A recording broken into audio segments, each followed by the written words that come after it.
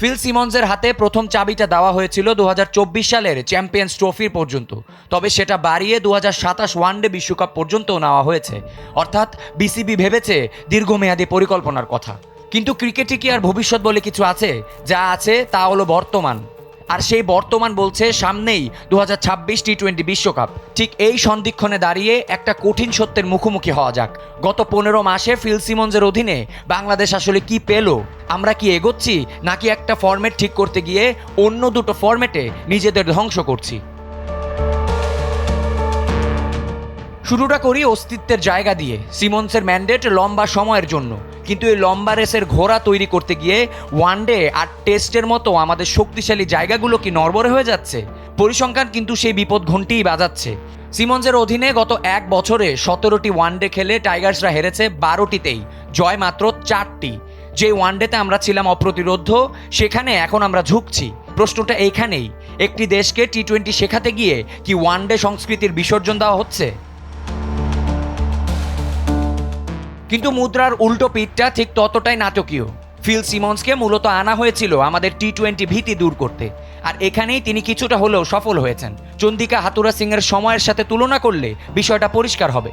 হাথুরুর সময় 35টি টি-20তে 19 জয় ছিল, সংখ্যাটা ভালোই। কিন্তু সিমন্সের অধীনে 33 টি-20তে 18 জয় দেখে যদি ভাবেন কোনো উন্নতি নেই, তবে আপনি ভুল করছেন।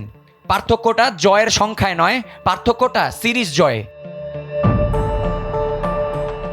হাতুরুর সময় 9টি টি-20 সিরিজের মধ্যে আমরা জিতেছিলাম 4টি, হেরেছিলামও 4টি, অর্থাৎ ধারাবাহিকতার স্পষ্ট অভাব। অথচ সিমন্সের অধীনে গত 6 টি-20 সিরিজের মধ্যে বাংলাদেশ জিতেছে 4টিতেই, হার মাত্র 2টি। এই পরিসংখ্যান বলে দিচ্ছে সিমন্স হয়তো ওয়ানডেতে আমাদের ডোবাচ্ছেন, কিন্তু টি-20তে দলটাকে জয়ের বন্দরে নিয়ে যাচ্ছেন। বিচ্ছিন্নভাবে ম্যাচ জেতা আর সিরিজ জেতার মধ্যে যে মানসিক পার্থক্য, সিমন্স ঠিক সেই জায়গাটিতেই কাজ করছেন। এখন প্রশ্ন হলো, সিরিজ জেতাটা কি আমাদের জন্য লাভজনক? 2027 পর্যন্ত সিমন্স থাকবেন ঠিকই, কিন্তু আসল পরীক্ষা আর কদিন পরেই, 2026 টি-20 বিশ্বকাপ। এশিয়ার কন্ডিশনে খেলা, পরিসংখ্যান বলছে টি-20তে সিমন্স আমাদের কিছুটা গুছিয়ে এনেছে।